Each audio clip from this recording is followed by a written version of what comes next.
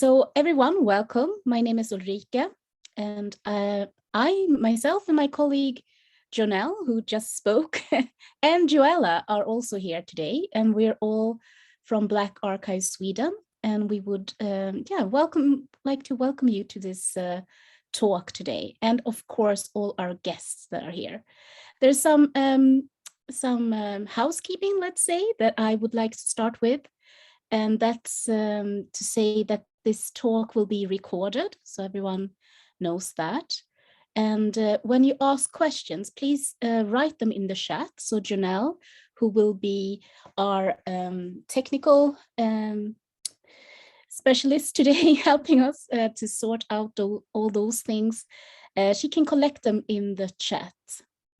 And the other thing is the structure of this talk. So we will begin with a short introduction of Black Archive Sweden, followed by the three guest presentations and a brief conversation, and then an open Q&A. So if you're having some, questions or things that you're wondering about or reflections, please write to us in the chat so we can follow that up at the end. I would, of course, like to say thank you, just to start out, to all our invited guests. We will get deeper into an introduction for all of them, but just to start out with, thank you very much, Jessica, Abreu, Ajamu X, and Etienne Joseph for being here tonight. Okay, so who are we? Who started this? Well, Black Archive Sweden is a contemporary archive centered around the experiences and narratives of Afro-Swedes and Black people in Sweden. It is a project that approaches the archive as a space of invisibility and erasure, but also a place that holds room for other imaginations, realities, histories, and conditions for the future. Black Archive Sweden will act as a place and a space for meetings such as this one, constructive and healing dialogues, learning, where Afro-Swedish experiences are always the starting point. It is a place where Afro-Swedes do not need to always exist in opposition or reaction against whiteness, but can exist and create our own path and on our own premises. Black Archive Sweden has been around in as a network form for quite a while, but it took the form of a not-for-profit organization last year, so 2021. So we're quite new. And I would like to say that the founder and the artistic director is Jonelle Toom, who are here today as well. So thank you for inviting me into this project. Okay, so a short introduction to the evening that we have together now for about 1.5 hours. And this is our second talk in the series that we call Meditations of the Black Archive. And it's a series of readings and conversations and gatherings that focus on critical and creative contemplations of the Black Archive within Swedish and a European context. It's organized around, well, we could say that the world actually is organized around anti-Blackness in a sense. And the Black Archive is a mapping as well as an imagination of spaces of breeding, of break and breach. Yet the geographical side of Europe bears a very specific tonality of violence and amnesia, shaping its influence on Black life. Within this setting, the series Meditations of the Black Archive will reflect on the conditions under which Black archives exist and can operate, and ask, what can the Black archives offer Black people in Europe? So that's the overall sort of umbrella of our talk series. And this specific talk is zooming in, let's say, on methods and practices. It focuses on Black archival practices within a European context. Jessica Abreu, Ajamu X, and Etienne Joseph will present their respective archives and archival practices with attention to their methods and methodologies. They will offer us a reflection on the possibilities and challenges for the Black archive in Black Europe. So welcome very much to our three speakers, and we will kick this off with saying a very special welcome to Jessica Abreu. And I would like to start with your bio. So Jessica Abreu studied social and cultural anthropology and culture, organization and management at the VU University Amsterdam. Her passionate commitment to the field of African diaspora led to research on upward social mobility in both New York, Amsterdam, and London. From a young age, she has been regularly involved in various political, social, and cultural organizations that empower multicultural communities by creating self-awareness and encouraging critical thinking. Currently, she is a board member of the New Urban Collective and the co-founder of the Black Archives in Amsterdam. So welcome very much, Jessica, and you have prepared a presentation for us this evening. Yes, I have. Shall I just share my screen? Yes, please do. Okay, let's see how this works. Have a moment. Oh, wait.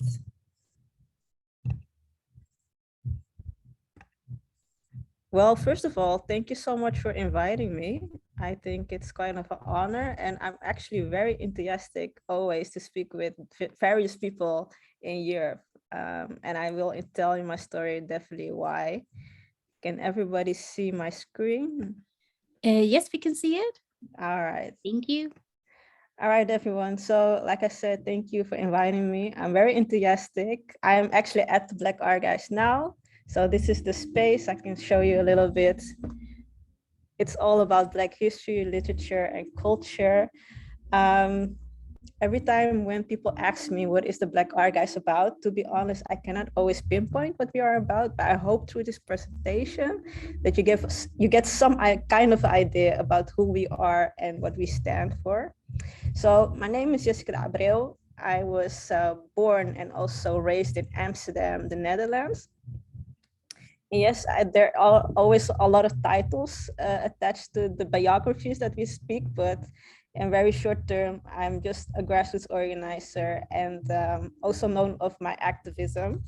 So I'm the co-founder of the Black Archives, as you can see here. So it's a physical space over 10,000 books, documents, but also audiovisual material. We also have finals, photographs, everything that we can think about to archive Black communities in the Netherlands specifically. And the reason why is because often in Europe, when we talk about race, we often think about the US or UK, which are very dominant when it comes to Blackness. However, there is also a huge history on mainland Europe. So what does it mean to be Black and Dutch, Black and from Belgium or from German, etc.? Like there is so much that we can gather on information and to understand also how our identities and environments actually work. So this is the archive, as I already mentioned.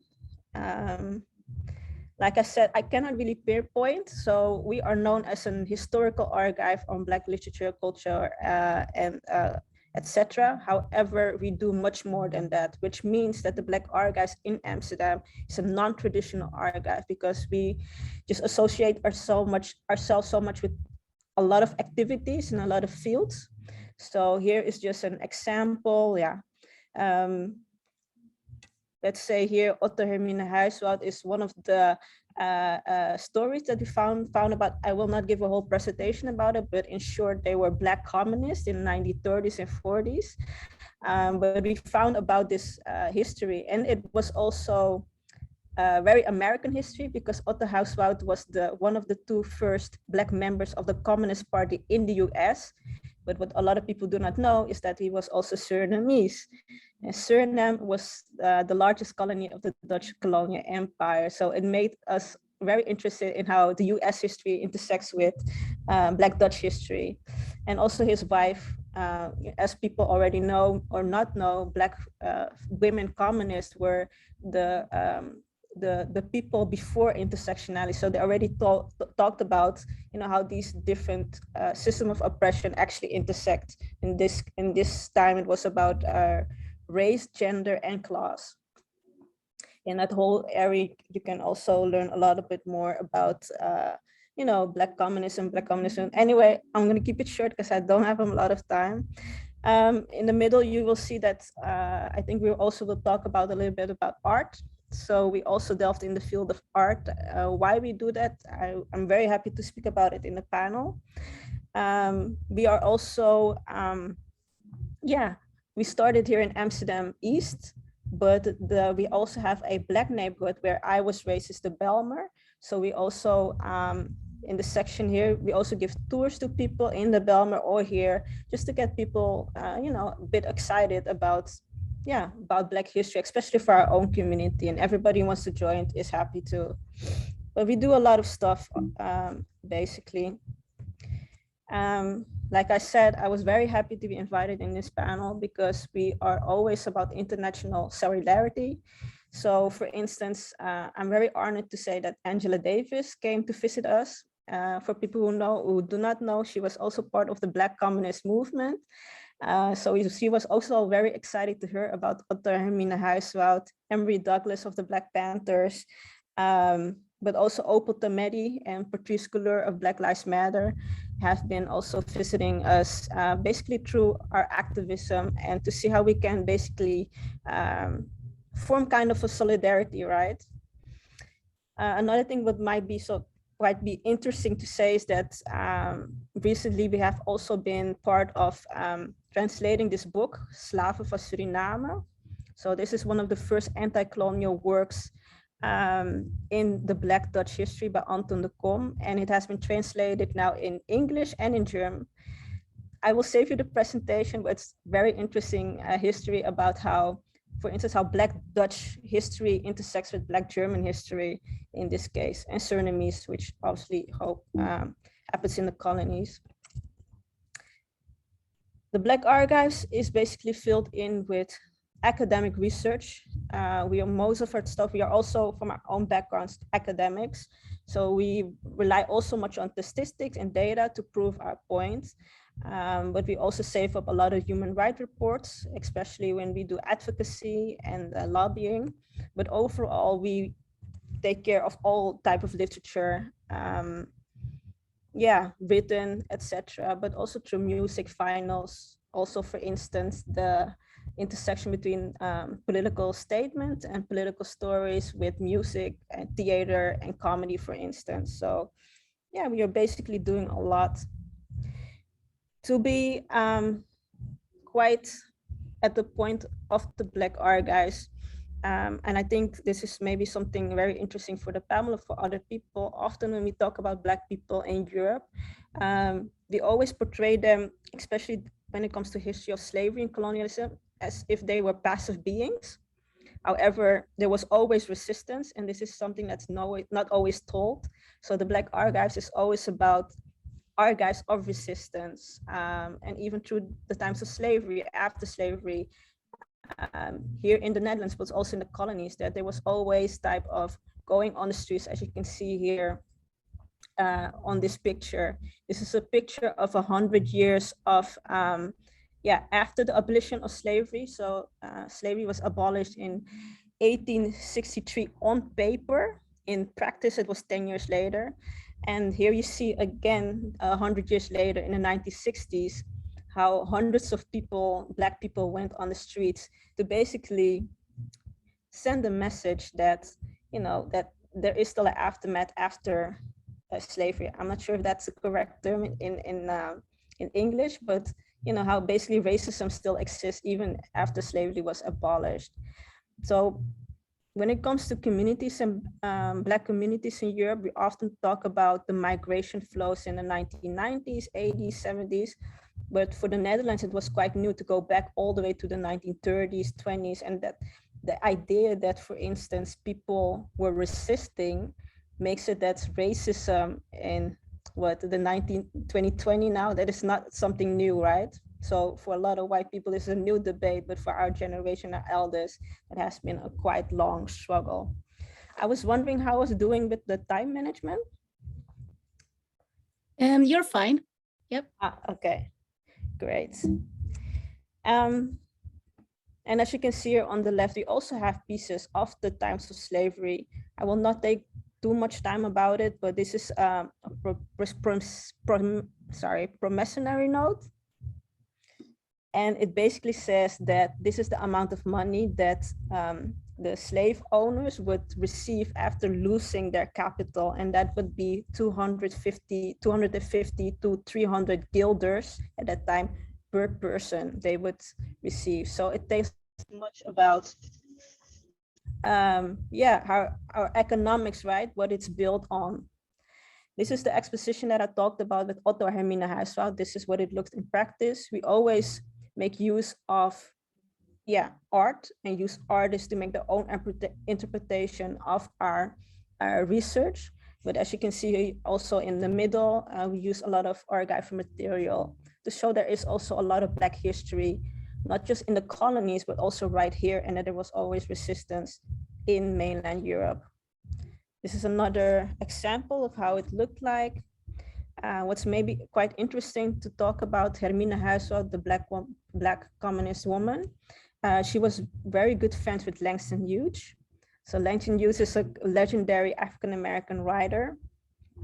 And the fact that they had a great conversation, a friendship, shows again how various nationalities, or I'm not sure if I could call it nationality, but various communities of Black people are, you know, their history are intersecting in this sense, African-American with the Black Dutch-speaking community.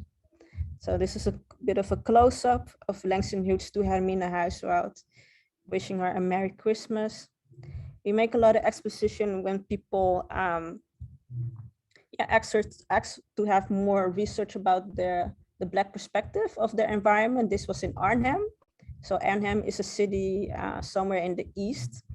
So people don't often think about Arnhem and think about slavery, but there was obviously for us, you know, it was quite evident that, you know, the remains of slavery and that aftermath is basically in all cities, but this was a quite new perspective on it outside of Amsterdam, that there was also a lot to see and to do.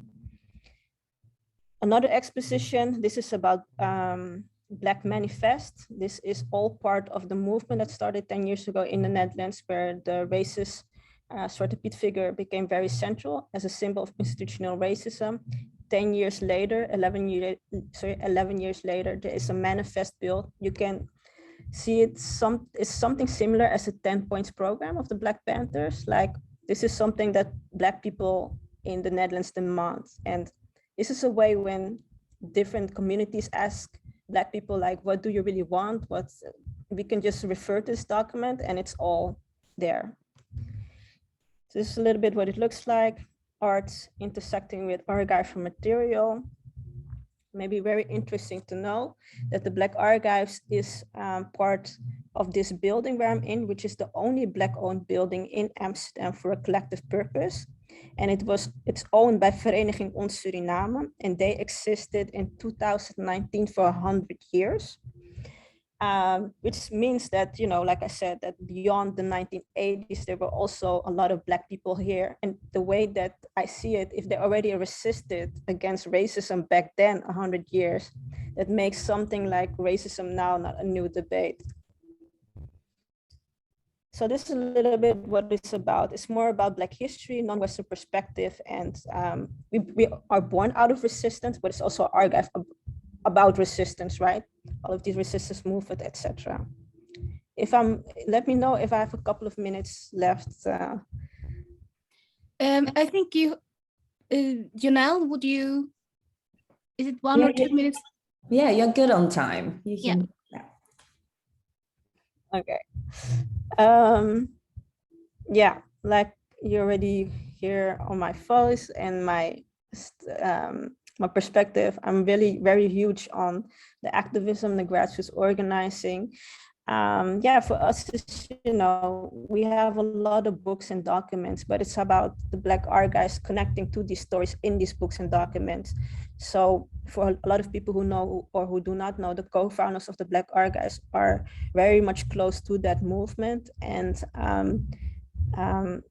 10 years ago, there was a movement arised called Zwarte Piet's racism, which is a blackface tradition during the Sinterklaas children tradition. And we used that character, Black Piet, as a symbol of fighting against institutional racism and make it more bespreekbaar, to talk about it a little more and to have more national dialogues. I would say we have some results.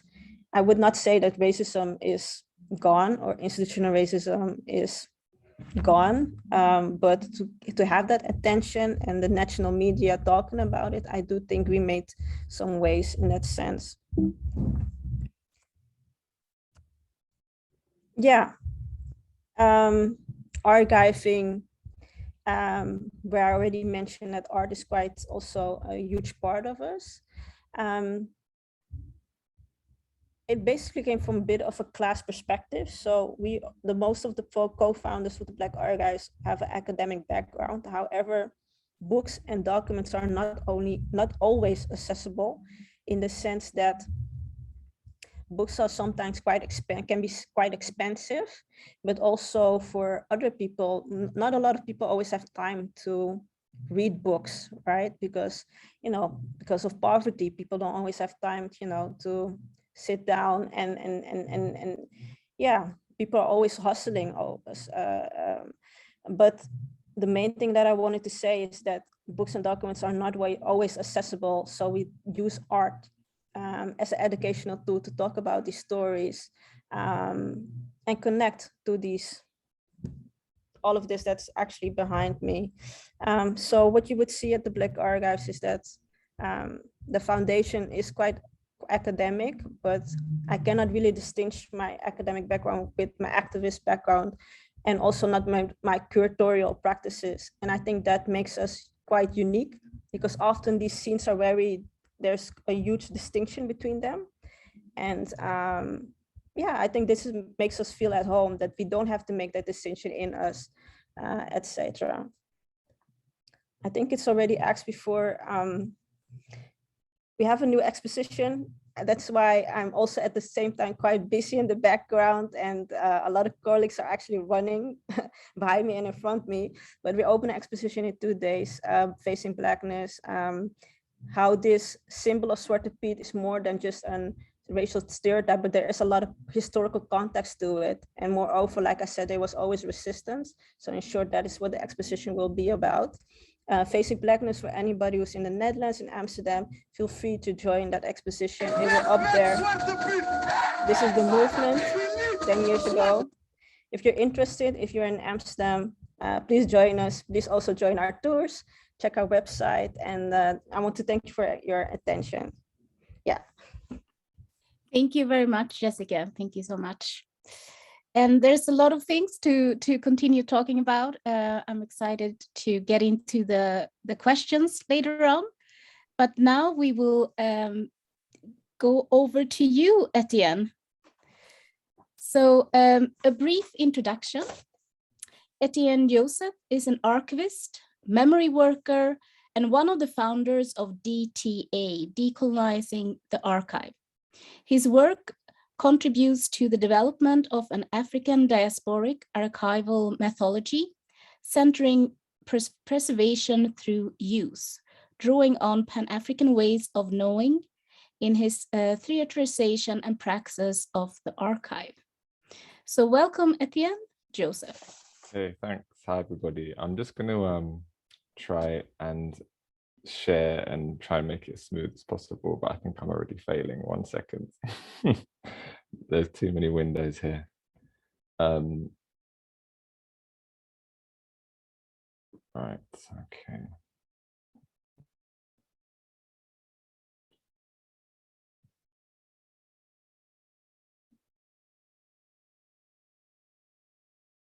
Okay, I'm having trouble. I'm very sorry, guys. I'm going to try one more time. Here we go. Fantastic. No problem at all. Cool. There we go. Hopefully you can see a window now. Can you see it? Is that all right? Yes, it looks Yes. good. Excellent. Okay, so thanks everybody for your patience. And yeah, hi everybody. And it really is an honor to be asked to contribute today. We were just talking just before the kind of main call started, and I was saying I think it's really important that we're able to kind of get together and talk about different ways of doing things and how we've approached things, sort of, because I mostly have these discussions within the UK, not exclusively, but mostly, so it's really nice to kind of talk across borders about things. So yeah, thank you to Black Archive Sweden for bringing us all together, and thanks everyone for coming. And this was really hard, to be honest, to try and think about 10 minutes or 12 minutes and get it all in, but I'm going to do my best. And I say we're actually, there's quite a few of us that are involved in DTA as a project, but I'm the only one presenting tonight. But I kind of just wanted to acknowledge that there's many people behind some of the things I'm going to talk about, that's not just me. So I wanted to acknowledge the collectivity, because I think that's important. Now I'm going to see if I click on this, if it advances. Oh, this is good. All right, cool. So I guess for the next 10 minutes or so, I wanted to talk a little bit about what DTA is, what the organization is, a little bit about how we approach our work, and share a couple of examples of what we've done in the past and also what we're involved in currently. Yeah, I'm gonna just keep it moving for time. So I should probably say that, yeah, in a way, our name is a bit, I think we maybe outgrown our name in one way, or almost in two ways, and what part of it's a little bit deceiving too. So I'm going to explain that. So when we began, because I'm an archivist by training, so I trained as an archivist about just over a decade ago. And at that time, decolonization was something that I was very interested in, just thinking about, just understanding various methodologies around decolonization. And then looking at the training that I received in archives and how that training is coming actually out of quite a long-standing colonial tradition, and really emanating from the UK, the Netherlands, France, these kind of, you know, powers, so-called, that have dominated in various ways. And so decolonization seemed kind of resonant then. But then I think the more we've gone into this project and kind of got our thoughts straight, and I should say this project is very much an experiment as well. It's sort of like a living experiment. And the more we've gone into it, the more we felt that decolonization was quite focused on, well, first of all, I think it's impossible to decolonize that Eurocentric mode of archiving. I don't think it's possible. And I'm not even sure if it would be helpful to do that. So, but these are all kind of realizations we've had along the way. And I think it's also very focused. The idea of decolonization still is actually quite focused on Europe and the West in a weird way. And so, yeah, so we've outgrown that bit of our names, but we have to figure out what we're going to call ourselves. We're kind of, I guess, much more interested at the moment in ideas of sort of repair and re-indigenization. And those have got loads of different definitions, and I don't necessarily agree with all of them. But for us, I think it's really about finding ourselves within the stream of our own cultures and traditions, and sort of applying things that are coming out of our own cultural inputs to the work that we're doing. In this case, working with archives and history.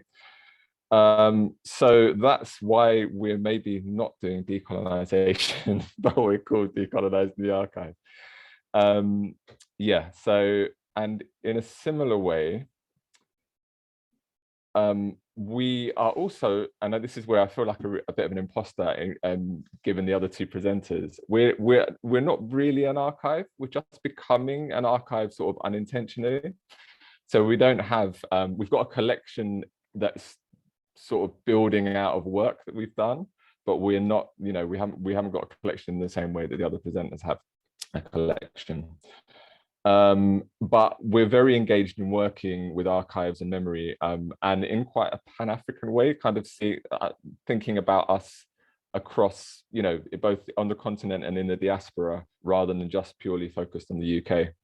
And I think that kind of broad way of thinking is also applied to what we define archives as. So we think about quite wide definitions of what an archive might be, and it includes things like orality, includes movement, embodied practices, includes our biology, even if you want to go there, even kind of thinking about concepts around spirituality and ancestry. There's a lot that we we think is connected to the idea of an archive that is maybe not spoken about when you get the Eurocentric training. And so our work kind of engages with the archive in material, and also I think when I say material, I mean like sort of traditional paper-based ways, but way beyond that as well, I think. And I say we're not an archive, we didn't really set out to be an archive, but then through some of the work we're doing at the moment, particularly the kind of radio, we've got an online radio station, and that is sort of creating an archive unintentionally. So we're now sort of thinking about that and what that means going forward as well. In terms of, so I think I just touched on some, you know, the body and I guess activity, and that kind of active approach to the archive, we're kind of really interested in that. And this is, when I was putting this together, this is from a presentation I did somewhere else, and I just saw this slide and I thought, actually, I just want to touch on it. Just thinking about how there's actually a, you know, a biological link between kind of sensual experience and emotion and how you remember things, and how memory actually works. And I don't think we set out thinking about that, but we were sort of becoming more and more consciously aware of how experiences modulate how we remember things. I want to touch on it a little bit later on, but I just wanted to mention that. So thinking about kind of living memory as an archival praxis should really take into account that experiential element as part of what we're doing. So yeah. And I think I mentioned this before. This is Nena Gutierrez, who we've got actually working with on a session next week, but I wasn't organized enough to bring the link. I'll try and find it before the end of the call so I can share it. But this quote from her was actually kind of interesting because it encapsulates a little bit of what I guess our thinking, our approach is about, thinking about our tradition and our ancestry, but then also thinking about us now as we are, and how that all fits together, and how that sort of continuum between history, memory, and the archive's place in that, and how that is sort of mediated and processed through the tools we have at our disposal at the moment.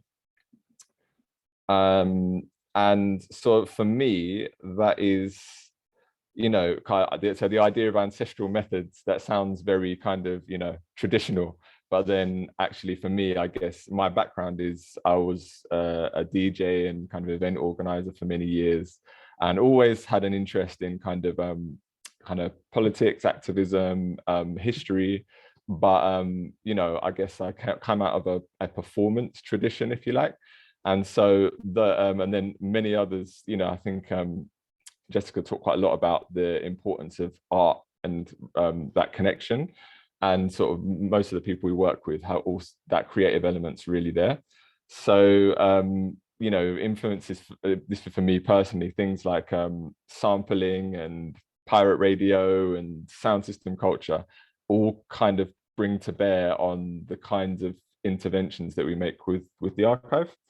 And some of them is, you know, directly, like some of it's literally like a direct thing, and others it's just sort of channeling some of that energy or some of those ideas and applying those in different ways. Where are we? Okay, I think this is a film. Let's see if it plays. I'll explain what it is afterwards, if it plays. Can everybody hear that? Cool.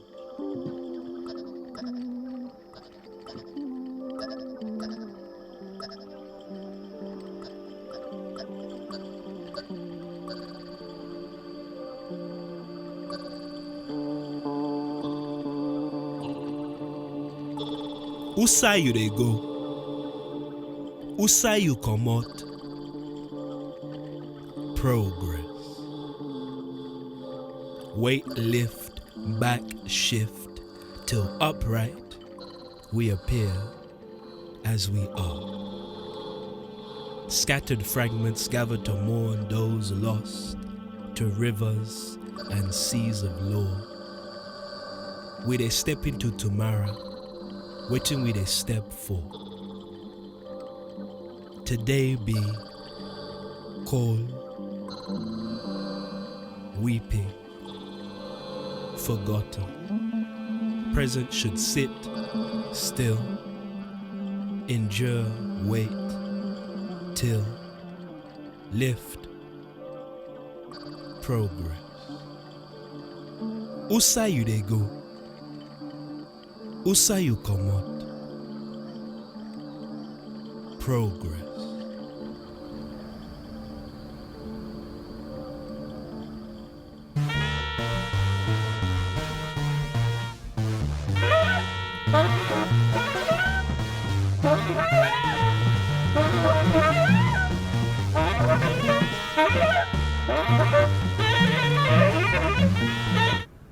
I don't know if it's going to loop around again. I hope it doesn't. Let's see what happens. So yeah, that was a film that we made just not long before lockdown. It was finished, I think. Actually, no, that's a lie. No, it's about, I think it's 2018. I'm getting confused. Called Progress, 1968. And it was a film that I guess it engaged with ideas around progress for people of African heritage and thinking about that both materially and spiritually. But it was, I guess, inspired in some way by the events of 1968. It was around the time of the anniversary of the various revolutions and uprisings in 1968. And a lot of the dialogue was very focused on kind of Paris and Europe. And it just kind of made us think, actually, there was all these things happening in the diaspora. And the seed grew from there, but it kind of turned into something else. But it engaged archives quite heavily in lots of different ways, both in terms of literal documents, things from the National Archives and the Black Cultural Archives, but also oral histories we collected as part of the process for the film. And I couldn't, the film, I think it's about 15 or 17 minutes long, so we couldn't have watched it tonight. But the way it's put together, when I was thinking about, I mentioned before, thinking about sampling and mixtapes, it kind of, it channels that energy as well. It was an installation actually that was projected in Windrush Square in Brixton, which has its own kind of historical resonances. But it also, just thinking about these kind of active methods, it was also, there was a series of kind of workshops around the film. Some of them were movement, some of them more discussion based. And it was kind of, even that as a piece was also active experience. It wasn't something that was designed to necessarily put in a gallery and watch in that way. We tried to make it quite active. I'm going to move on because of time and see whether it works. Okay, I'm just going to really skip through these really quickly just to give you a sense. Theatre. So one of the co-founders of DTA, her practice is theatre and applied theatre. And I think around maybe around the same time actually, there was a piece that was written called Windrush Time Capsule, which engages kind of Afrofuturist ideas, but was thinking about, I'm not sure who on the call was heard about the kind of so-called Windrush Scandal in the UK around the migrants from the Caribbean coming being invited to the UK, suffering all kinds of racism up until today, but then many not being through the destruction of archives actually, not being able to prove their right to stay here, and yeah, and some being deported back to where they came from. Literally, they may have lived here most of their lives. So it was engaging with that idea, and again, very much based on archives, oral histories, but then channeling, using theatre as a presentation and using kind of forum theatre techniques, but also, rather than locating it in the past, locating it in the future and thinking about how that can happen, and it can happen again unless we sort of change our approaches to certain things. This, I'm just, in terms of time, have I talked over my time? Because I can touch on this or not, depending on how much time I've got. You can go on, you have some time left. Okay, cool. I suppose I should have said, we're growing an archive out of radio, but I forgot about this, and this is actually part of it too. So we're really interested in kind of working with other people, working collaboratively and collectively, and have got this sort of platform on our platform called DTA Space, which is essentially a space where it's digital because we don't have an actual space. I'm really excited to hear about the Only Black Hole building that Jessica was talking about. That's amazing. Unfortunately, we're not in a position where we own a building, so we've just got some digital space at the moment. But it's a space where we can work with people that are exploring ideas around memory and around archives that are from our communities around the world. So these are actually 3 different images from 3 different projects. Do you see the mouse cursor thing when I do that? So right. So this sort of black and white slide there is that was our first resident on that platform, who he's Jamaican but works in the States, and he was over in London and he mounted this project called Resonance, which is basically him looking at how practices that he'd seen in Jamaica when he was growing up had sort of been subconsciously carried with people over to the UK, and were sort of being performed and remixed and reperformed almost without really any conscious awareness of it. And so his project was engaging with, I suppose to some extent, the body and the spirit as an archive, which we found quite interesting. So yeah, so that was, I think, 2019, 2020. This slide at the bottom here is from a project called Cornrows and Head Wraps by an artist called Lisa George, and she was engaging with the idea. So it's an oral history project, but she used hair plaiting as a way to activate memory. And again, it's that kind of the way that activity and embodied action impacts can impact and help to store memory. And so we were very interested in that. So ended up putting that on the platform, and she out of that project, she created a series of oral histories, quite sort of conventional in terms of like, transcribed oral histories, but the methods that she got to those were quite interesting, we thought. And the project that's up there now, I'm not going to try and paste the link in the chat, but I will do as soon as I finish talking, is called Lead from the Land. And it's thinking about food as an archival practice, both in terms of how you prepare food and the context that you experience and enjoy or not food in, and what that means. And so, yeah, that's up there at the moment, and I'll share the link to that after. But that's really a platform for others to share and, I guess, influence our thinking, and maybe vice versa as well. I'm not going to play all of these. In fact, I'm not going to play any of them because of time, but these are all kind of slides that have got little audio clips from our radio station. And the radio is basically what is creating this archive, because we just started, I was thinking about the influence of radio on me when I was growing up and how important it was. And I think radio was important for a lot of young Black people in the UK, particularly. Pirate radio was like a really important thing. And I'm not saying by any stretch we're a pirate station in the way that pirates that I know them to be. I used to play on a pirate, but that's another story.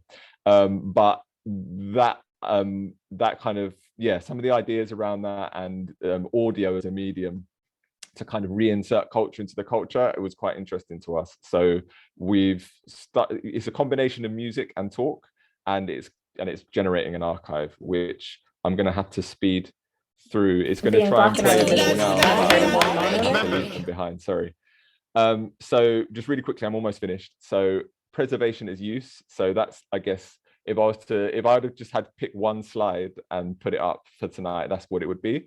We're really interested in, I think it's really important to have physical material kind of documentation in archives. That is crucial as well. Part of preserving anything is actually making sure that it's continually available and accessible. And I guess depending on what it is, and you know, there's certain things that are traumatic and you don't want to engage with them all the time. But that's, maybe we can talk about that in the panel. But the idea of things being available, and by being available and used physically and mentally and spiritually, and being preserved by the continual use, is something that's quite important to us. So that's why that's there. At the moment, really funny enough, after all of that active talk, right now what I'm working on is trying to help. There's a few people with collections or organizations with collections over here. I'm really I think it's really important for the skills that I have learned and some of this theory that has turned into practice along the way, to sort of channel that to support others that do have collections. So that's something we're doing, collaborating on with people at the moment. Transcribing our radio archive, and thinking about how to digitally preserve things, which is its own problem when you don't, because we're not really funded in any, we get, now and again we get project funding, but mostly it's a very independent approach to what we're doing. So thinking about what that means for how we preserve what we do have. I'll shut up, that's it. Thank you very much, Etienne. Thank you. And we will get back to the sensorial and embodied action later on in the conversation. Cool. Great. Okay, so our last presenter today is Ajamu X, and he's a contemporary artist with a lens-based practice and with more than 25 years of experience in exhibition making in museums, galleries, and alternative spaces worldwide. Ajamu X is also a radical sex activist, independent scholar, and co-founder of Ruckus Federation and the award-winning Ruckus Black LGBTQ Archive, which we'll hear more about, of course.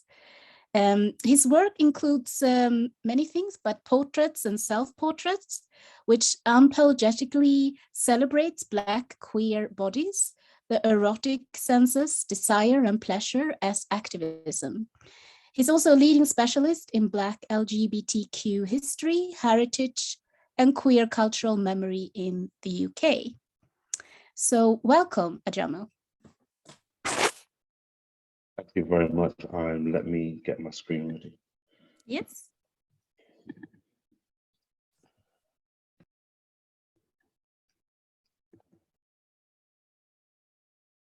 All right, can everybody see that? It looks good. All right, so thank you to Black Archive Sweden, and it's always great to have these trans-European conversations around this thing called the archive, this nebulous thing called the archive that we're passionate about, and for me, sometimes actually frustrates me as well. So what I'm going to share is kind of some of my work around the archive, and I'm thinking around the archive. So I'm usually around entry point into when we talk about Black archives, including Black queer archives and queer archives, or any kind of archive, and that usually comes out of identity formation, usually, and here are words like erasure, omission, invisibility, silencing, resistance, resilience. And what I'm going to present today is I'm not necessarily intentional with those ideas, but I'm going to present ideas that I run alongside those ideas. And so actually what I'm talking about this idea of a kind of a archival frottage, something that rubs up against a lot of these ideas that I think comes out of black queer archival practice. And for me, I very much I'm attuned to the pragmatics of the archive. How do we literally build archives from scratch? Also, the physicality of the archive and the experiential of the archive. How are people actually experiencing the archive? So then actually, for me, that then leads to not how we engage with the archive through its visual lens, but how do we then bring in sensation and the sensuousness of the archive as well. So for me, when I touch the archive or I'm touched that flyer from the Black Gay Men's Conference, and when I touch the flyer from Strange Fruit in Holland and those amazing work right here, those materials also touches me. So then once again, I'm going to then move away from the archive as being passive until there's something else going on. And so I think that a lot of the conversations actually talk from outside the archive, but they're not from in the thing itself. So then that's where a lot of my thinking, I'm come from. And so I think that usually we frame our work, a lot of the amazing work around Black archives, more than often comes through that social, cultural lens. So then I'm asking, how else can we rethink and experience the archive? And just I feel like we are then not then always dealing with them over there, we are here. So I'm saying, actually, what if we try and come in to this thing from another kind of vantage point, and then what then about those things that cannot be archived? Like certain kind of pleasure, desire, gossip, hearsay, all of that still comes into this thing called we call Black history and Black archives. So actually, some things cannot be archived, but somehow we still need to account for them as well. And so Ruckus was founded in June 2000 by myself and Topher Campbell. And the work of Ruckus really was trying to present another kind of idea about being Black and queer in the context of Britain. So Ruckus comes from the word raucous, and Ruckus is also a African American porn star. And also Ruckus came out of the moment where actually a lot of your Black social and cultural history rarely includes around LGBTQ experience. A lot of your wider white LGBT social and cultural history rarely includes a Black experience. And then also we rarely appear in the national narrative. And also there is a group of fabulous young Black queers who might not be aware of what's gone on over the last 10, 20, 30, 40 plus years. And so the archive is then there to then address all of that as well. And then the archive came out of a project called Queen's Jewels in 2005. And so we had this idea for this archival project, and then we did this call out, and then nobody responded. Yeah, and we're like, okay, this is kind of strange. It became Ruckus. I've been going for like 5 years, and the question was actually, what Black queer history? What does it look like? What does it feel like? And so basically, we created a list of Black queer artists, activists, cultural workers, DJs, and then I've contacted groups, mainly white groups, who worked with Black groups to say, what have you what can we have? And then myself, since I either moved to London, I've always kept flyers from events, activist work, and Topher, as always kept stuff from club culture. And so actually, that's how we then started trying to build this thing called the archive. Yeah. And so what I'm going to show is some of the materials from the archive.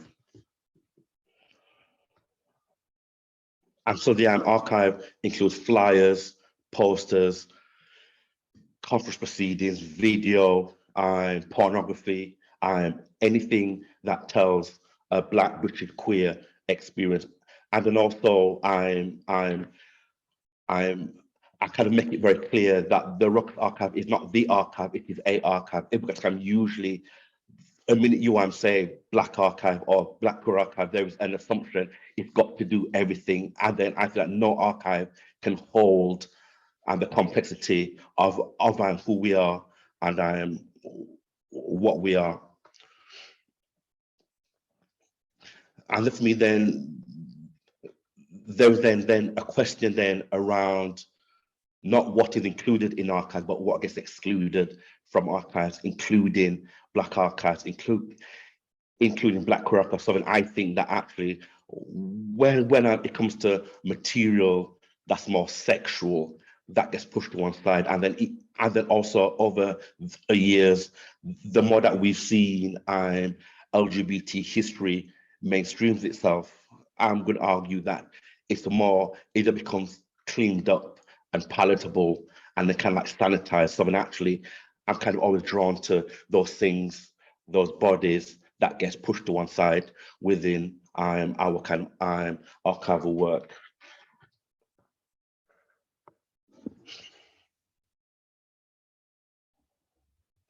And one of the damn things I keep coming back to is how the archive is embodied. How do we keep our Black material bodies front and center in the work that we are involved in? So for me, I am saying that the archive is not just something that you go to look at books and magazines and journals and files and posters. I am saying that the Black body, the Black queer body is the archive. It's because actually, if archives then hold memories, it means that our nipples, vaginas, dick, arses, and breasts also hold memories. So then that means then that the archive then becomes a lot more sensuous, a lot more fleshy. Yeah, it's not just like dead boxes. There is kind of aliveness to the archive, and that's the thing I kind of want to kind of get to. Is actually I'm saying that we need to engage with the archive through sensation. So then actually I'm thinking about Etienne's question around the food as an archival practice. Actually, what would let's say a Black history or Black queer history smell like if it was only smells? Yeah, what would a Black or a Black queer archive taste like if it was only food? Yeah, I think far too often, and we kind of lose sight of the other senses that's involved in this thing called the archive. So then I'm saying actually we need to not lose sight of the senses and sensation, and these are just some more of the materials. And the archive also includes love letters, private journals, also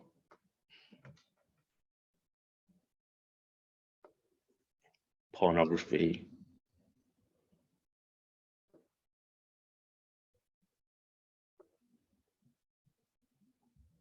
And these are some of my favorite items. So this is an exhibition called Outside Edge, and the Outside Edge project gave a very broad 30-year time frame of a Black British LGBT experience. And key to how we present items from the archive is also how people then move physically throughout the archival space as well. So when actually, as an archivist and an artist, and we also think into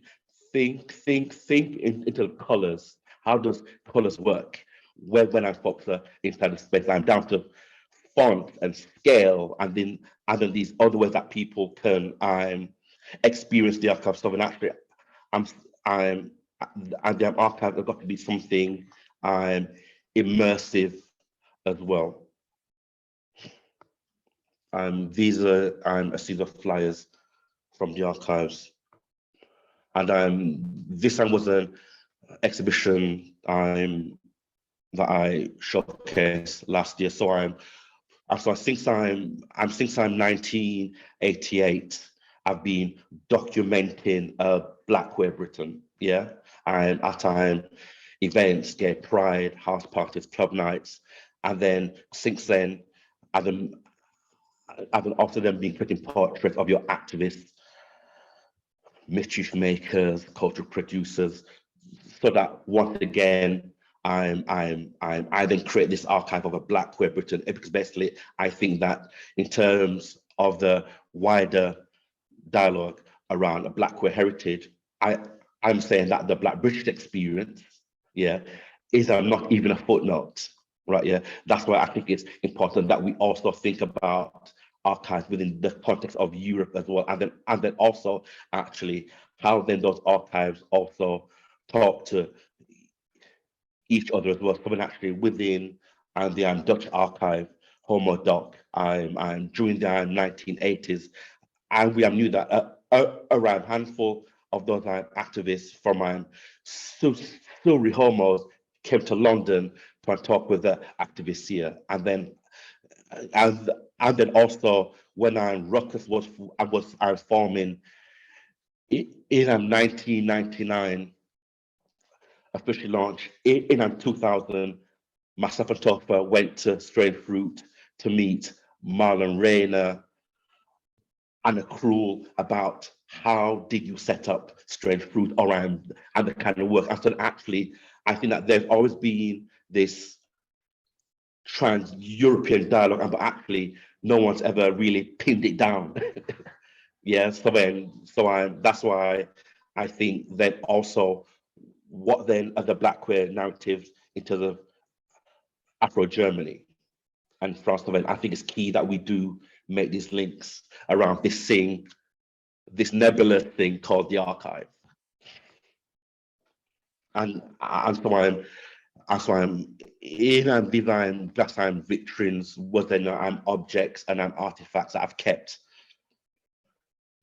for like 30, 40 plus years. So then there's like magazines, there's cassettes from ex-lovers, there is jockstraps from boys, there's porn, lots of things that I've just kept also. And basically, once again, there has to be a question around what parts of our Black experiences, what parts of our Black queer experience will not enter the archive, and how do we account for that as well. Exactly, curators of archive, Black, white, or otherwise, also make choices, also in terms of what is acquired, what is processed, what gets excluded, unconscious biases of an actually, and we need to have those kind of messy conversations around this thing called the archive as well, and the work, because I think that there is a danger and to assume just because we have a Black archive, somehow it's pure, right? Yeah, I'm saying who gets excluded even within our own practice, irrespective of our politics, philosophy, what kind of bodies and stories gets excluded. And so actually, I've yet to see the narratives of Black sex workers in archives, for instance, or your Black Kingsters, for instance. Where are those stories in our archives? Yeah, and that's because I think that we, once again, always go through the social cultural lens. I think that's the problem. So then I want to kind of end with this James Baldwin quote.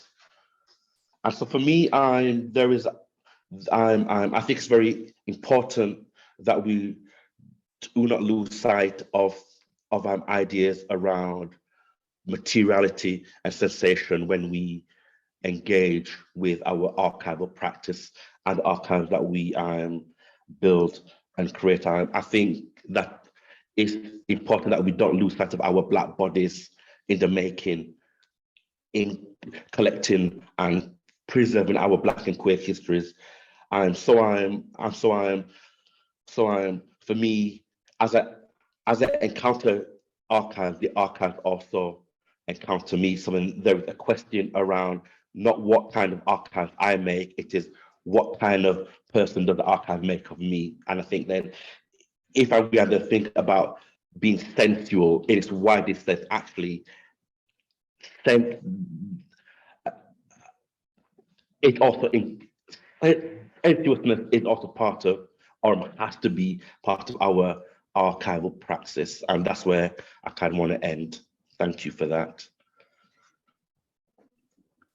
Thank you so much, Ajamu.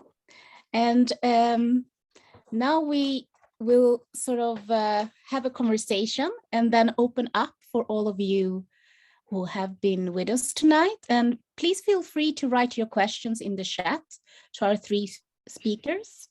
So thank you so much, Ajamu, Etienne, and Jessica.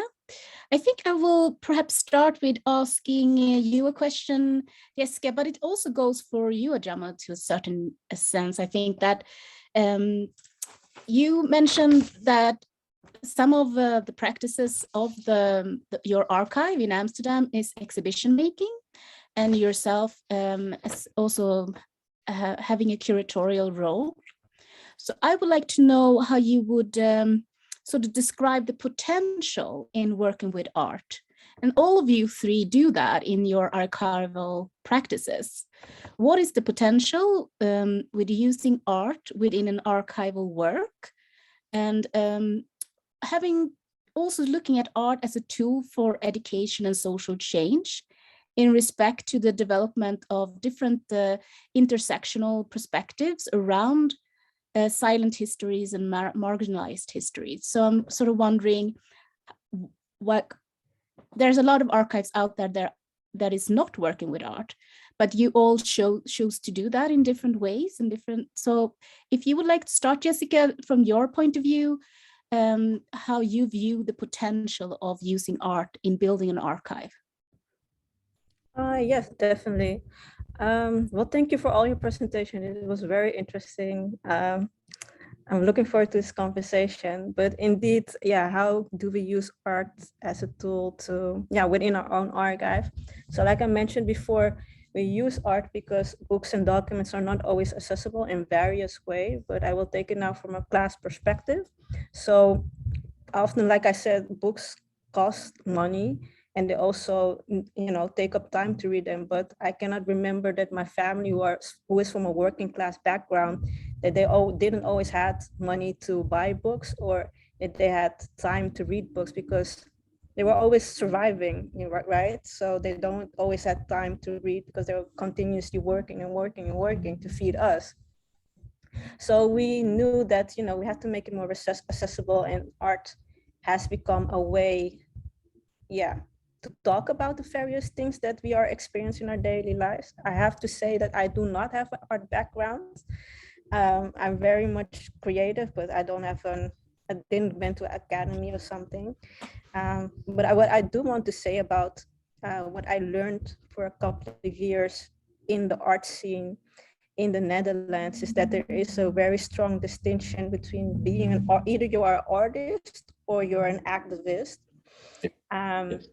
Yeah, I can see you also nodding your head, and it made me very. I'm going to be very vulnerable. It made me very insecure because I felt like, where does it fit in? I was not always felt, a bit insecure about myself. But the more I thought about it, I was like, okay, it's not maybe just me, but it's how the world is divided, or the scene is divided. Either you're an activist or an artist, and I feel like I curate Blackness. I talk about Blackness in art because I'm of African descent, because I'm Black, and talking about struggle, you will see a lot of things about resistance and movement, because it's basically a reflection of my daily life. So I cannot separate my art and curatorial practices from my activism. Neither can I separate my activism from my art, because it's a way for me to talk about it, and it's also very therapeutic.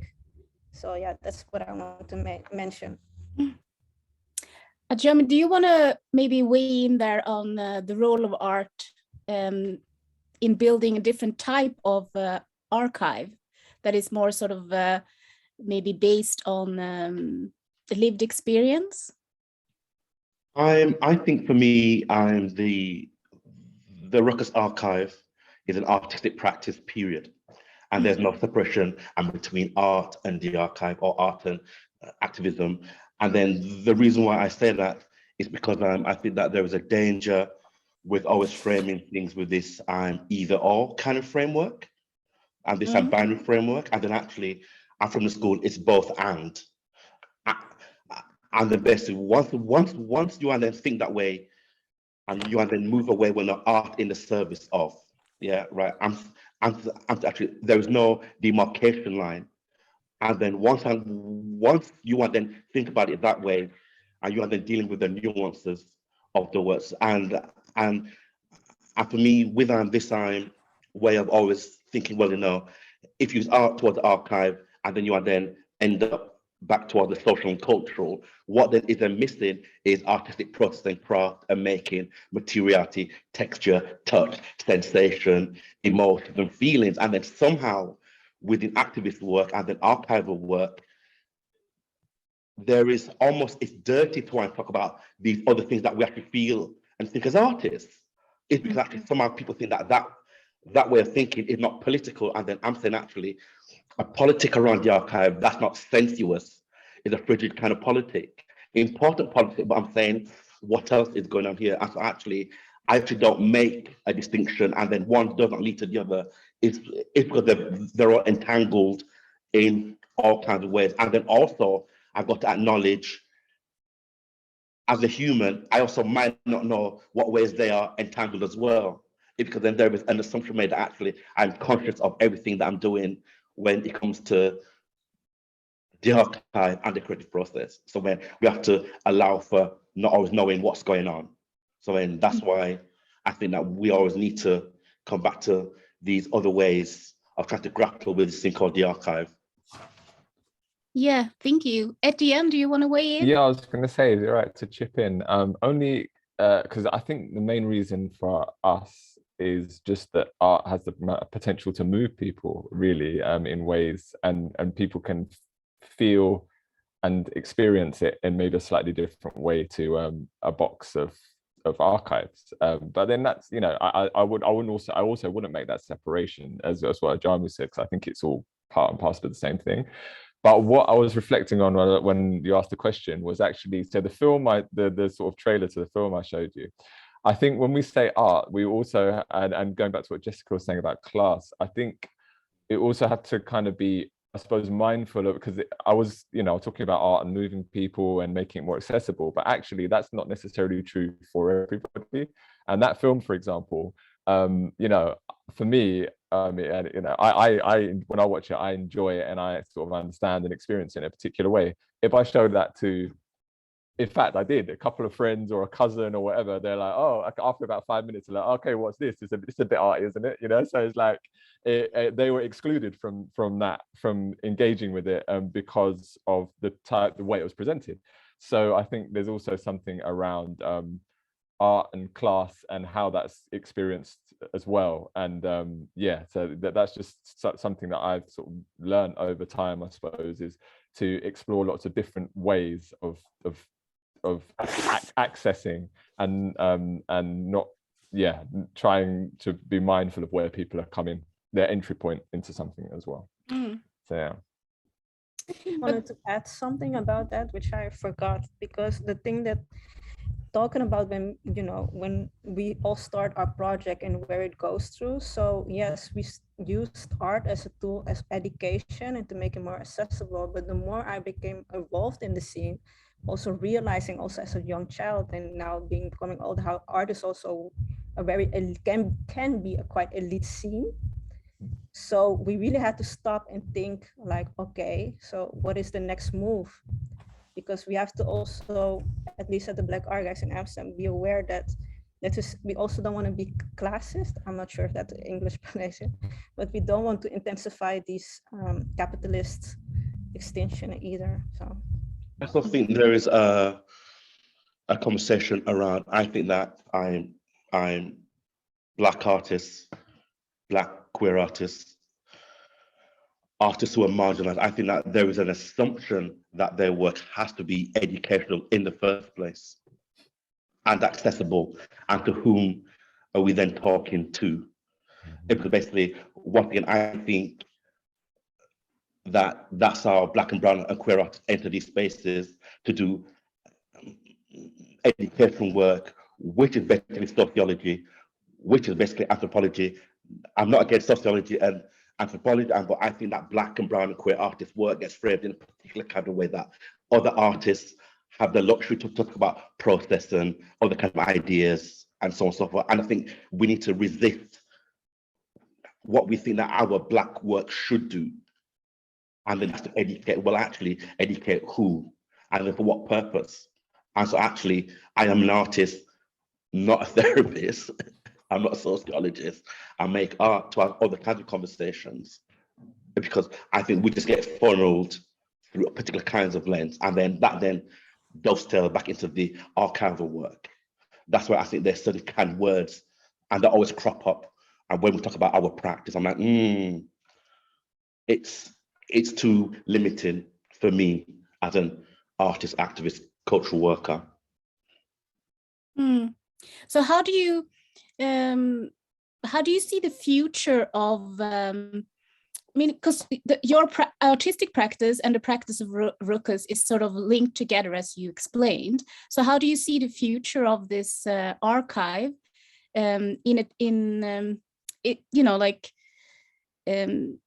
mean, like, because it's linked to your own practice and this idea of what it means to have an identity construction connected to an independent archiving practice. How you see it as the same thing, but what happens when you go into pension, let's say, with Ruckus or with that practice? Do you understand what I'm trying to say in this mumbling way? I'm trying to sort of say what happens in the future of a more with this more artist-led practice of archiving. I cannot talk about the future of the archive because basically, for me, the archive is trying to capture a here and now. Right? Yeah. Right. What does it mean to capture a Black British experience in the here and now? And so basically, I see my archival practice a bit like I'm Hansel and Gretel. These are the breadcrumbs. Yeah. And then once again, so the future could be in 2 minutes' time or 1,000 years' time. My thing is that the archive is trying to articulate a particular kind of moment that some of us lived in, yeah? So then actually, my hope for the future is that there is multiple Black queer archives, right, yeah, right? And they will talk to each other and they will contest each other as well. And then the archive is also then for those future Black queers yet to come. And then they will then take the work in all kinds of directions, right, yeah? And then maybe in some cases totally dismiss what we did in this period. So then once again, that futuring, it will do what it does, yeah? I'm kind of have to say, actually, let me just leave these breadcrumbs in the here and now. Yeah. Because actually, maybe in 1,000 years or whatever, and there might not be a need for archives framed around identity. Maybe, and we then built archives that's archived senses and sensation. Yeah. You might, I know you've got a list of questions maybe, but do you mind if I chip in on that? No, I think that's kind of interesting because in terms of, because I think for me, the future is just about, it's actually quite similar to what Ajamu said. It's about making sure that there's exposure to things now, and then people can remix, create, do whatever they want essentially. But then it's about making enough visible now for people to be able to kind of dip back into. I think Stuart Hall talks about it in terms of the idea of a living archive and it being something that collates something, but at the same time, really, it's actually about production and how people bounce off that material and then do what they want to do. And for me, I think it's about that. So it's just kind of about making enough enough noise that people know it's there, and then they can do what they need to do with it. Because yeah, so that would be what my. Then also, I still think that there's still a lot more work to be done in this country, and I'm going to make a judgment into the mainland Europe around the Black Queer Archive. I still think that we still haven't got our heads around the Black Queer Archive. I think that we could talk about a Black archive to some extent, a white archive to some extent, but a Black Queer Archive, I still think that it's one of these new conversations that's kind of being had. And so actually, I still think that there is a lot more work around how do people in the here and now collect and preserve the things that they have as well. So then once again, I think we can look at the future. But you know, I think that we still need to look at the gaps around some of the work, and that still needs to be done in the here and now. I would say I disagree with Ajamu, only to say that I think we can somewhat talk about Black Archive, but actually I think what we talk about as a Black Archive often is actually quite a Eurocentric notion of what an archive is. But I think there's, in terms of the methodology, some of the things that we've touched on today in terms of art, sensuality, and all of these things, I think these are still things that I don't necessarily think are thought about as the Black Archive. So I think even without talking about the Black Queer Archive, I think there's even still work to define what the Black Archive is, thinking about the particular kind of cultural and historical experiences we've come out of. So I think, yeah, there's work there too. So I think there's a lot left to cover. Yes, yeah. I actually also want to pinpoint a little bit about the idea about what do we actually mean with the archive. And yes, for instance, we are called the Black Archives, but I always say we are a non-traditional archive, because I think the largest part of the Black Archives as a name is basically the community building. Like the people really give life to this. I thought it was also really nice for you to mention Strange Fruit. And very important in terms of my own thinking around the archive. And then also I had the pleasure of organizing an exhibition called We Live Here.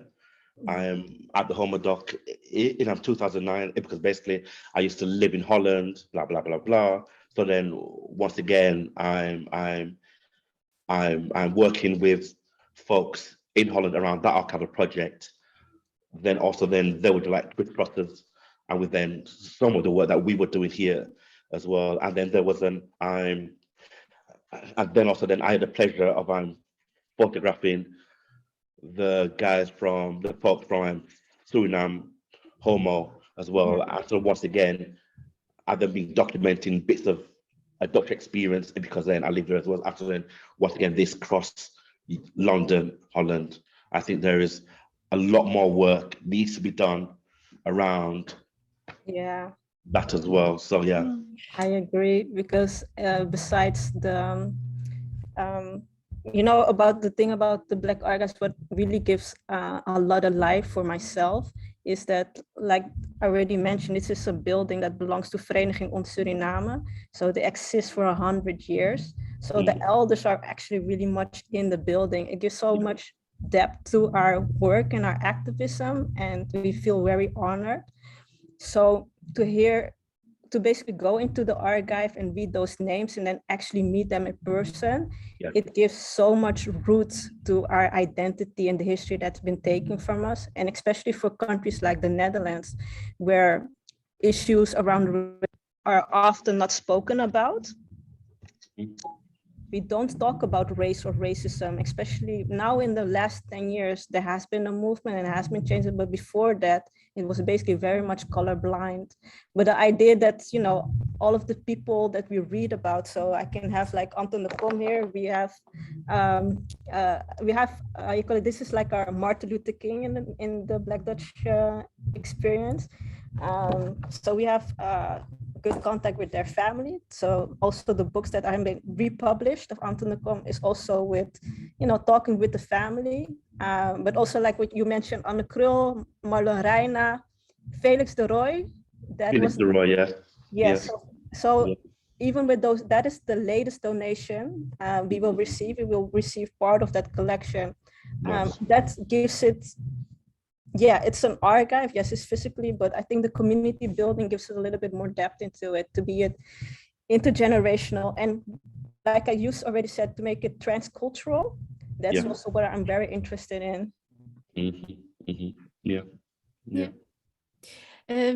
you want to tell us a little bit, Etienne, about your use of sound in the archive, because you mentioned sampling, the sort of channeling the vibe of a sound system, and so what does that mean within the work that you do? You mentioned podcasts before and radio. Yeah, I just think, and this is maybe particular to me, but also it isn't. I think the sound's just always been a very powerful part of my life. Like and I think as a DJ, you see how sound affects people. Like literally, you can play something and within a second or two, it's thrown everyone back to this kind of energy of whenever they first experienced that thing. So I think that it has, in terms of what I was saying about emotional kind of impact and how that works with memory, I think it's really resonant. I don't think it's the only way that it's resonant. And I think, I suppose so I've always been quite interested in, I guess in the Caribbean, they academics will call them African retentions, and I guess on the continent they call them traditions. But thinking about sort of practices that engage different mediums in one space to kind of for a particular reason. And so, for example, I think in this talk I mentioned kumina, which is a practice coming out of Jamaica, and there's like I think Ajamu mentioned smells. So the particular smells are associated with kumina just because rum might be one, a candle burning might be another. Then you've got drums and chants and all that kind of thing. And then there'll be colors, and all of these things kind of work together. So I wouldn't necessarily separate sound out as a one thing on its own.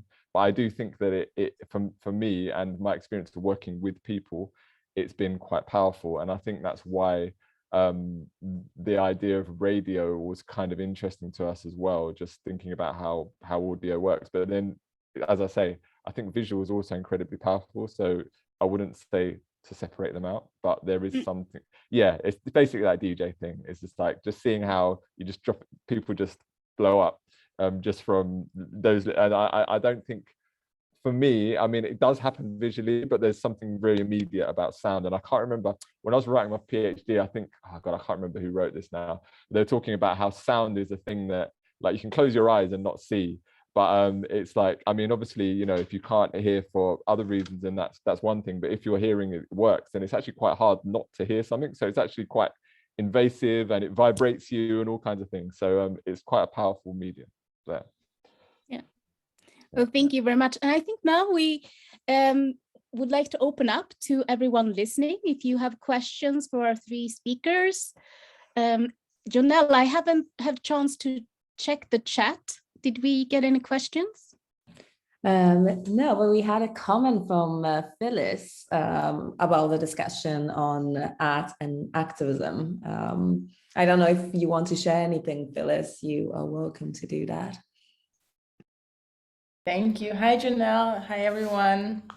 Thank you so much for this talk. It's lovely. No, I was just reflecting upon the fact that even though I'm also kind of in between stuff, both as an artist with a background in anthropology, and generally speaking, being Black in white spaces, so always being looked at with an activist kind of label on top of it. It was just, for me, it was just interesting to hear how you're talking about the separation, where for me, I've spent a lot of time kind of reflecting on the lack of privilege from an artistic perspective, being a Black-bodied artist in a predominantly white space. I grew up in Denmark, of how I didn't have the privilege of just investigating, creating, looking at like a little thing and conceptualizing it, that everything I did or didn't do was read politically. Until at one point I was just like, fine, okay, I'm not gonna even try to separate it. So let me amplify it. But just this thing of never having had the experience of that separation. So that's why I was like, oh, it's really interesting for me to hear a fellow Afropean talking about that distinction. Yeah, anyway, that was just the comment. Yeah, thank you very much. Does anyone want to respond or something to add to Phyllis' comment? I mean, I can say that I definitely recognize that from, you know, like sort of an art world in Sweden, and I'm also worked other places in Europe, that you're all, and also as a curator, you're always supposed to do shows about certain things that relates to Black politics. And even if I would like to do a show about I don't know, landscapes, it needs to have that political angle for someone to find it interesting for me to do it. So yeah, I definitely can relate to what you're saying. So thank you for sharing. I can see the I think that is an issue, but I guess I think we're also, I think to some extent most of our lives are political in that way, just because of where I think I almost feel like the space to do what to do us in entirety without it being political is something that we're still in the process of creating. But it's really, I don't see now 2022 in Europe how it's possible to not to escape that in a way, because I feel like really most of my life is structured politically, not in some of it intentionally, some of it not intentionally at all. And I think it's really difficult to kind of get out of that space, because that is the kind of life in Europe for people that've got African heritage. That's how I feel about it at the moment. I mean, I completely agree. Sorry. No, I completely agree. And it's also because I think art and also just thinking in general is an elongation of our lived experience, or the passed down experience, the embodied memories that we carry and that we're investigating, right? But then at the same time, I'm kind of trying to be very alert when it comes to how I'm being presented. So my work might be somewhat political because my mere existence is political, but how I'm being presented. So latest example, a PR text went out about a piece I'm creating for Danish schools. And there's another piece also being created by a white choreographer. And obviously my stuff deals with political issues of migration and death and ancestral stuff. But then they linked it to my personal family history. And that was like written into the text. So everything became about me. And then I read the other text for the other artist, and there was nothing about him whatsoever. And so I wrote them and I was like, will you kindly erase this? Because people don't need to know what my background, initial starting, developing this piece had to do with my family. People don't need to know that. Because the universal piece, I don't want to personify, but every time it gets personified, right? Like, so in that kind of, how can we shift the allowing of other people to keep personifying everything that we do, and let us like reclaim that we can also create universal pieces that speak to people outside of social housing or outside of migrant backgrounds, or out, you know, that was, yeah, anyway, just thought. I think that one of the issues is around, I think Black bodies are not necessarily seen as individual bodies, because we're always seen in relation to collectives, communities, and they're always seen in a relation to whiteness. Yeah, right. So then actually, and then because then there's this obsession around identity, Yeah, right. It's important, yes. And also, I still believe that Black bodies are framed in a particular kind of way in a relation to whiteness and power structures, whatever, and that people cannot imagine that black bodies can think and be otherwise. Yeah.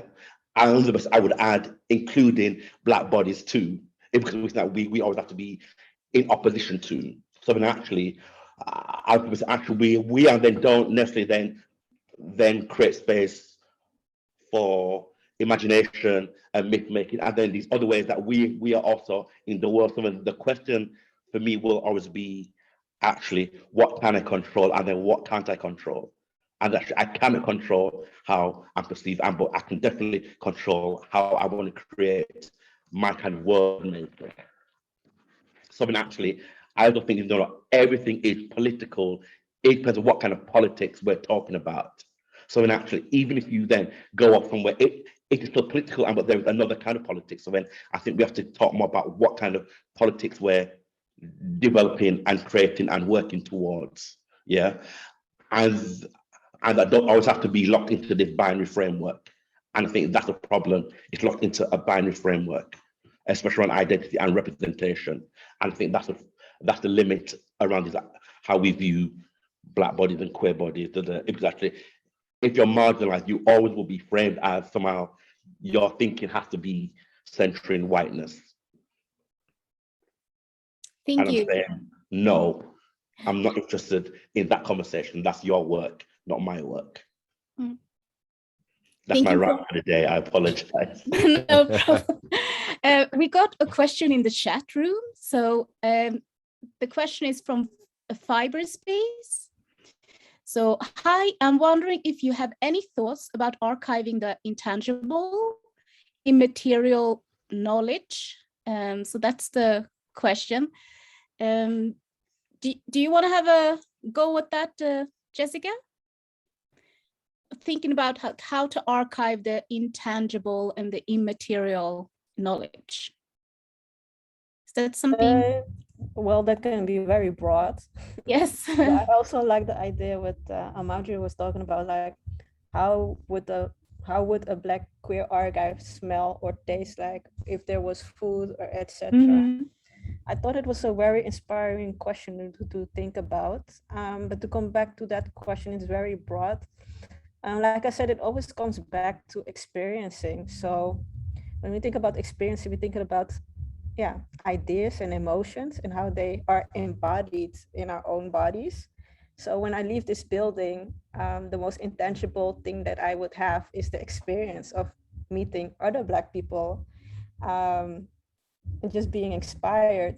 And to go back to Phyllis, her comment, I think the main thing about it is just being tired to be constantly misunderstood.